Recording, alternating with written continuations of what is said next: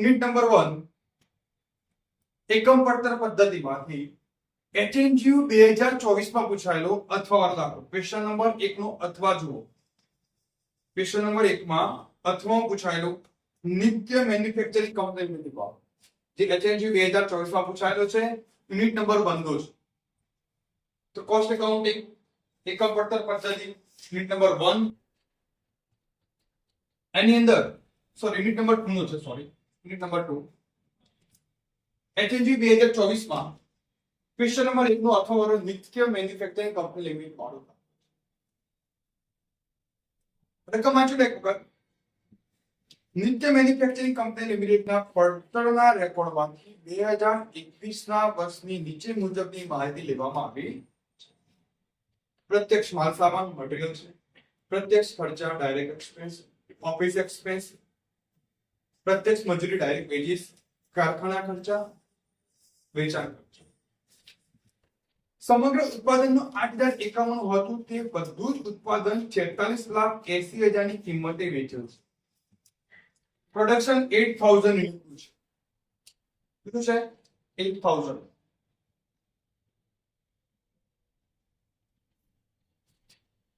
જે 46,80,000 ની કિંમતે સેલ્સ કર્યું છે.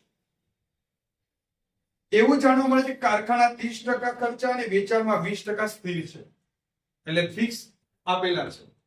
ફેક્ટરીમાં 30% એન્ડ સેલ્સમાં 20% ફિક્સ એક્સપેન્સ. In 2022 2022 ના વર્ષ માટે કંપનીને 10,000 ટેબલનું ઉત્પાદનનું આયોજન કર્યું છે. અહીંયા 8,000 હતું 2021 માં, હવે કેટલું છે? 10,000. 10,000 પ્રોડક્શન. 2021 ના વર્ષમાં પડતર પર જેટલા દરથી નફો મળેલો હતો તેટલા જ દરથી નફો મેળવવા માટે ટેબલ કેટલી કિંમતે વેચવું જોઈએ તે દર્શાવતું 2022 નું પડતર પત્રક તૈયાર. મિત્રો આપણે ફોર્મેટ એક જ લખી દીધું છે. આ 2021 માટે છે અને આ છે 2022 માટે. આ 2021 2022 2022 ના વર્ષ માટેની ધારણા એકમ દીઠ માલ સામાન મટીરીયલ કિંમતમાં 15%. અહીંયા જે કોઈ હોય એમાં 15% પ્લસ કરવા પડશે 2022 માં. પ્રત્યક્ષ મજૂરી લેબર ની અંદર વેજીસ ની અંદર 10% પ્લસ થશે. કારખાનાની અંદર જે કારખાનામાં 20% નો વધારો થશે ફિક્સમાં. અહીંયા જે ફિક્સ હોય એમાં 20,000 નો વધારો થશે 20,000. અને ઓફિસ ખર્ચ જે છે અહીંયા ઓફિસ ખર્ચ જે આપેલો છે એમાં 10-20% થી વધશે. તે સિવાય કોઈ પણ ફેરફાર થવાની ધારણા. ઓકે મિત્રો, તો હવે સ્ટાર્ટ કરીએ. મેં અહીંયા ફોર્મેટ તૈયાર રાખ્યું છે. મટીરીયલ માલ સામાન, પ્રત્યક્ષ મજૂરી ડાયરેક્ટ વેજીસ અને પ્રત્યક્ષ ખર્ચા ડાયરેક્ટ એક્સપેન્સ. એટલે પ્રાઇમરી કોસ્ટ પાસે આપેલ. કારખાના ખર્ચા ફેક્ટરી ઓવરહેડમાં સ્થિર અને ચલિત ફિક્સ અને વેરિયેબલ. એ કારખાના પડતર મળે. ઓફિસ વહીવટી ખર્ચામાં સ્થિર વેરિયેબલ કયું હોય તો અલગ પાડવાનું, નહીં તો એક જ રકમ લખી દેવાની.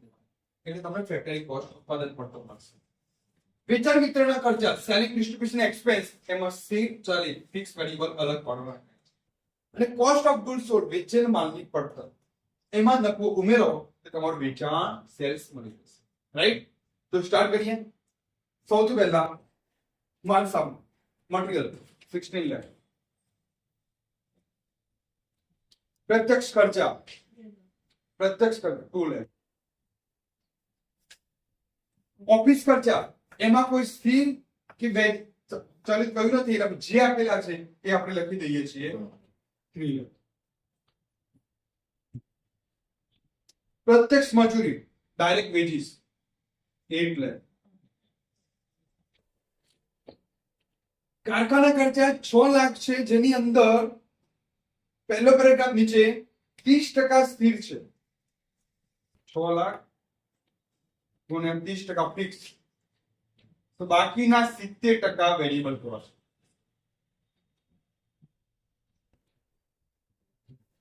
એક 1,80,000 અને 4,20,000.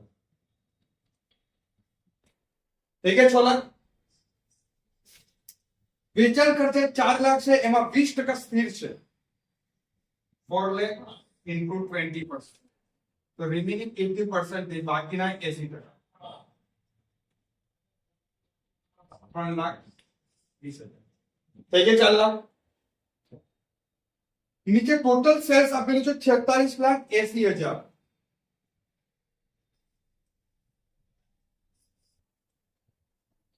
46,80,000 ટોટલ સેલ્સ. પહેલા આપણે 2021 નું કમ્પ્લીટ કર્યા, પછી 2022 તરફ જશું, રાઈટ? અહીંયા જોઈ લો, હવે એનું ટોટલ કરો. કેટલા થશે? 26 લાખ. 26 લાખ. એમાં આ ટોટલ 6 લાખ ઉમેરો. 35 લાખ. 35 લાખમાં 3 લાખ ઉમેરો. 35 લાખ. 35 લાખમાં 4 લાખ ઉમેરો. 46,80,000 માંથી 39 લાખ બાદ કરો એટલે તમે અહીંયા પ્રોફિટ શોધશો. 7,80,000. 7,80,000 પ્રોફિટ. હવે તમામ રકમને 8,000 વડે ભાગાકાર કરો છો. 8 દુ 100, 200 હશે, 100 હશે, 2 લાખ ભાગ્યા 8,000 બધાને ભાગાકાર કરવાનો છે. 25 હતો 200, 26 લાખ ભાગ્યા 8,000 અને આનું ટોટલ 325 થવું. 26 લાખ ભાગ્યા 8,000 325. ચલો 1,80,000 ભાગ્યા 8,000 બરાબર 22.5.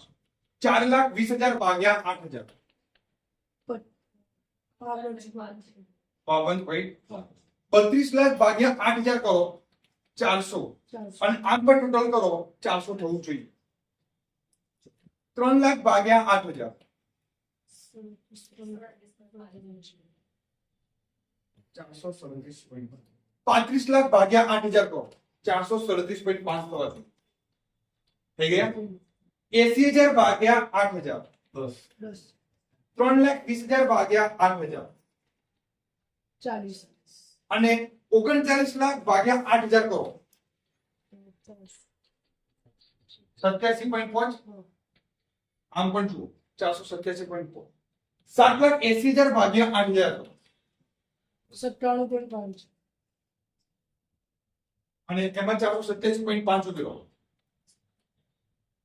585. 500 અને 46,80,000 ભાગ્યા 8,000 કરો 585 આવા. તો મિત્રો 2021 માં તમને ખબર પડી ગઈ. જરૂર પડે તો ફરીથી પાછું વિડિયો ચેક કરી લો. હવે 2022 માટે નીચેના બે પેરેગ્રાફ જોવા પડશે. 2022 ના વર્ષ માટે કંપની 10,000 ટેબલનું ઉત્પાદનનું આયોજન કર્યું. આપણે અહીંયા લખી દીધા 10,000. કેટલા લખ્યા છે? 10,000, 10,000.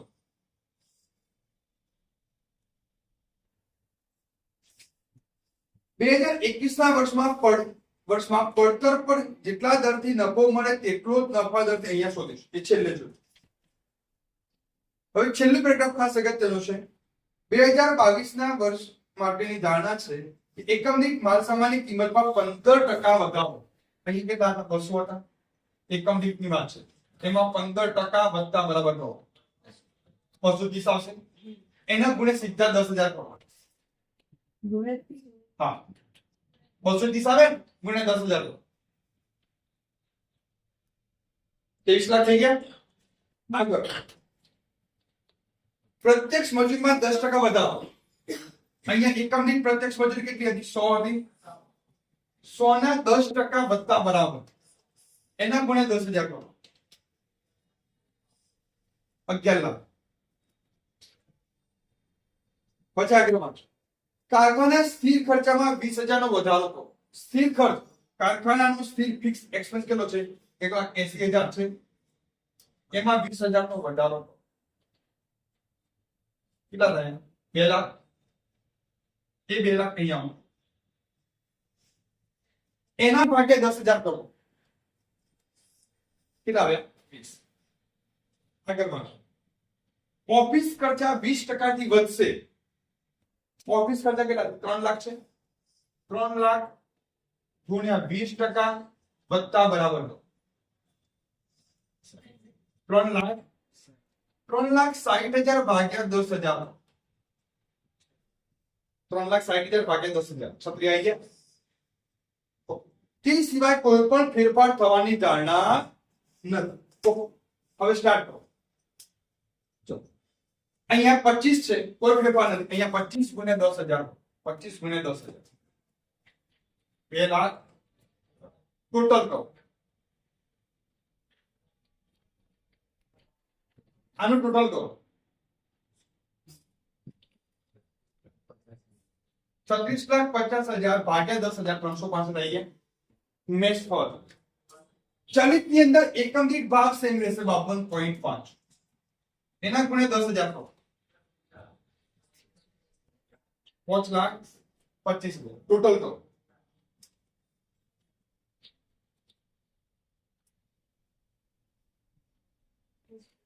કેટલા થાય છે?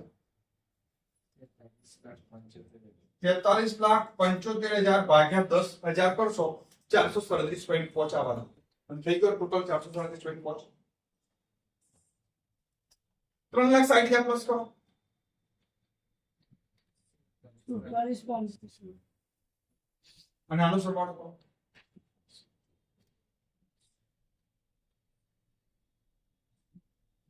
$473.5, રાઈટ?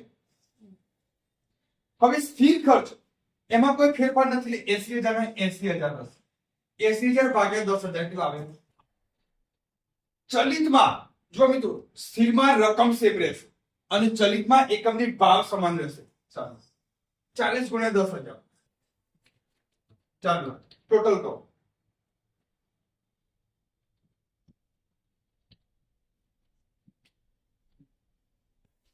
કેટલા થાય?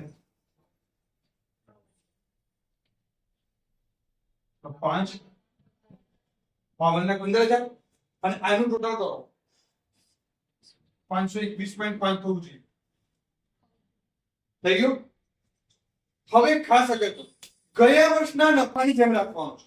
તો ગયા વર્ષે જોવો છે આપણે નફો, તો કઈ રીતે નફો શોધવો પડશે ને આપણે. તો 39 લાખ બરાબર નફો હવે જોવાનો છે. આ રીતે જોશું 487.5 છે અથવા 521.5 છે, 487.5 57.5 છે. અહીંયા હું ગણતરી લખું છું. અહીંયા ઉપર 487.5 સામે 521.5 છે તો 97.5 છે. કેટલો નફો?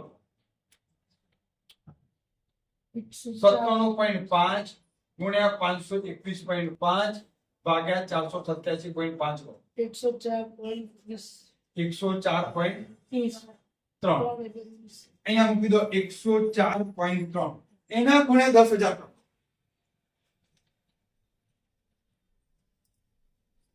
10,43,000 ટોટલ કરો. આનું ટોટલ કરો 625.8 હોવું જોઈએ. અહીં ગયો. ઓકે, તો મિત્રો આ દાખલો ફરી તમે એક વખત નજર કરી લેજો. આ FNQ 2024 માં પૂછાયેલો છે અને આવા બીજા દાખલા પણ યુટ્યુબ પર વિડીયો પર મૂકેલા છે ચેપ્ટર વાઇઝ.